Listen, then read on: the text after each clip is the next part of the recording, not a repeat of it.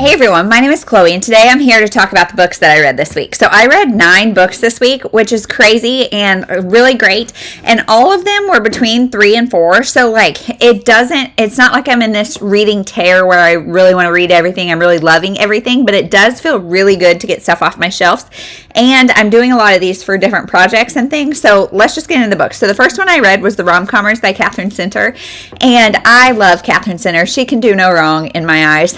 This one was so cute. So this is about a gal who I'm not going to remember her first name because I'm terrible at names, but she has been the caretaker for her father for her entire adult life. And she's a screenwriter, but she's not a very successful screenwriter just because her family always comes first. Her dad comes first. And so she can't go for all the opportunities that she needs to. But she gets this one opportunity to go help this uber famous screenwriter write a rom-com, because he normally writes sci-fi stuff like that, and he wants to dip into the rom-com, and he wrote a screenplay. It's awful, so she gets the opportunity to go help him. She gets there and realizes he doesn't know that she's been invited, so reluctantly, it's very grumpy sunshine. He reluctantly is like, fine, you can live in my guest room. We have 6 weeks to fix this, and then you're gone. And so what the book is following them, and it all works out time-wise because her sister is able to take care of her dad.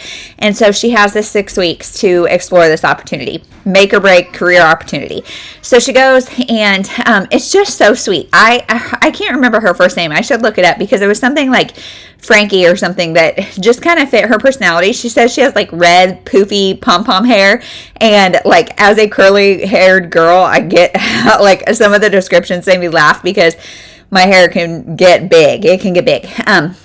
But anyway, I loved her. She was one of the most resilient individuals I have ever read about or met, because she life knocks her down and she's upset about it, but she gets back up over and over and over. And it was to the point that was a little bit okay, girl, cut your losses, move on. But I really liked it. He's a grumpy character that I never really loved, but their relationship felt really authentic. This isn't too steamy. There is some language. There's maybe one scene near the end, but overall, I really enjoyed this book and gave it 4 stars. Next is Summer by the Sea by Jenny Hale. So this is a part of my book I'll revisit. So I will link that down below, where I go in more depth. But this is about a girl named Faith who is going back to the Outer Banks or something. Her family used to always go there for the summer, and then their house got destroyed by a hurricane, and they didn't rebuild. And so now they're going back because it's her grandma's birthday, and her grandma wants everybody back there at the Outer Banks for her birthday. So they go, and where their family house used to be, there's a man rebuilding a house that looks very similar, and it just so happens that's the house they're staying in for the week. So they're there for the week, doing family things. She's estranged with her sister because of a guy who is now the sister's husband, and so there's some family dynamics there that are a little complex. There's also, she has a relationship with the guy, Jake is his name. She starts a relationship with him, and there's a lot of things I didn't like about this book. So this book, Jenny Hale, for me, she's had maybe one that I've enjoyed. The rest have been meh at best, and this one was a 3-star for me. The things I didn't like is it's definitely insta-love. She stops on her way into town at this burger place or whatever, and Jake happens to be there, and he's magnetic. Everybody's flocking to him. She's like, whoa. Of course, he makes eye contact with her, and it just so happens that their paths cross then later that day, and definitely insta love situation. But that wasn't really what bothered me. It was more that Faith is really petty. The reason she was upset with her sister, I thought was girlfriend in high school, got it. That makes sense to me. That tracks. If you're 18, 17, 16, totally tracks. As a 30-something-year-old who they now are married, have a child, things have changed, get over it. And your sister is your best friend and stuff. I don't know. I felt it was really petty. And I just didn't like our main character. And I felt some chemistry, but it wasn't enough to get me into this book. So just a 3-star, it was okay. Next is A Time to Dance by Kingsbury. So this is also for my book I'll revisit. This is this is about a couple who, it's a marriage and trouble book, and they are on the brink of divorce. However, they are having to delay their divorce because their daughter announces that she's getting married. And she's like, I want a marriage like yours. That's so great. And And they're like, well, we can't wreck her dreams and say we're getting divorced. So they're like, okay, we're going to give it 6 months. And not necessarily try, just not tell the kids. And so I really don't like, this says a story of reconciliation, and it's a duology, so you kind of know that things are going to be okay, but I really wish we didn't know that, because then there's not a lot of tension. However, I still really enjoyed this book and just the journey, because the reasons that they are on the brink of divorce are very relatable and very things that we all married people deal with. She is a little resentful that he dedicated his life to his career while she was responsible for raising the children. He's resentful that she didn't care about his career as much once the kids got older. Just a lot of miscommunication, lack of communication, things just growing apart. Things that happen, I think, in every marriage. But they are now so tied up in their resentment and their things that they're just done, despite the fact that they have been family friends since they were children, and they're a really deep connection.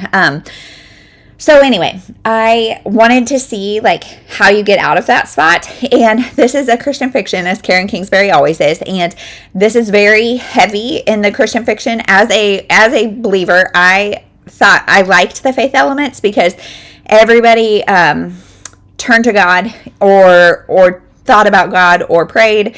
There's a lot of that in this, and I really liked that. I didn't there are multiple times when we all have been there, where the Holy Spirit's kind of tugging on your heart and telling you, which way to go or whatever. But in this book, it's kind of portrayed as the audible voice of God to multiple characters multiple times. And like I said, I have definitely experienced that Holy Spirit nudge, but this felt a little over the top. So overall, I really enjoyed this book, though, and would like to read the next book and see because this book ends very abruptly. It definitely is made to be a duology, because like I said, it ends pretty abruptly, and I want to see what happens next. I think I gave this 4 stars. Yeah, I enjoyed it. Then we have Sea Glass Summer. This is another for the book I'll revisit. So again, I'm kind of being redundant here, so I will link that video down below with all the books. But this one is not good. This one I gave 3 stars also. So it's not as good, though, as the Jenny Hale, I would say. This is about a woman named Kit, who is a widow. Her husband died in Afghanistan, and now she's got a 5-year-old boy, and she's living with her parents, and she's been doing this for 2 years since her husband died, and now she's kind of ready to start over. She's ready to go take classes, move out on her own, kind of just venture out. However, her and her husband had bought a house, a fixer-upper, and then he died, and so they didn't get the opportunity to fix it up, and now it's really in shambles. It's not really sellable, all that kind of stuff. Well, she goes there, and her husband's best friend, Alex, is there just helping her fix it up. And the reason why is he's harboring some guilt, feeling some need to alpha male protect her, all that kind of stuff.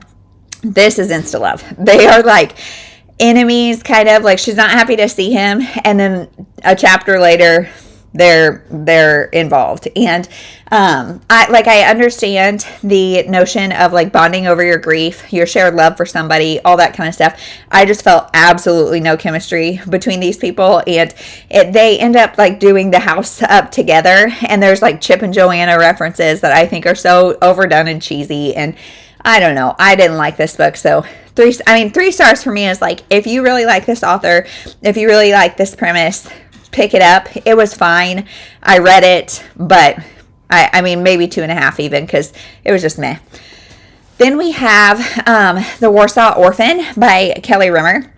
So this is one that I read and vlogged for my patrons because I did a bookshelf tour for them and had them pick what 4 books I should put on my June TBR. And so then every week-ish, I am vlogging one of their most chosen books and talking about that. So I'm not going to talk a ton about this here, because if you want to see more, go to Patreon.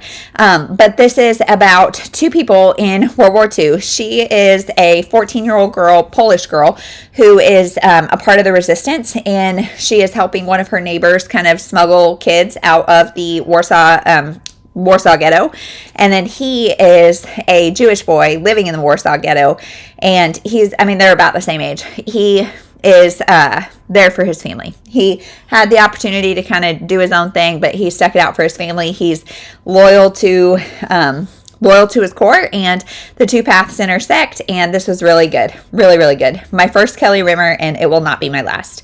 The last the last three things I read were all middle grade. Now, my daughters and I read Haven, Small Cat's Big Adventure by Megan Lloyd Wagner, or maybe that's not her name. What is it? Let's see. Megan Wagner Lloyd. There you go. She has written a bunch of graphic novels, I think, but this one is not a graphic novel. This is a story of a little cat named Haven. Now, Haven's owner is Mom Millie, and she is sick. She's had this cough that will not go away. It's getting worse and worse.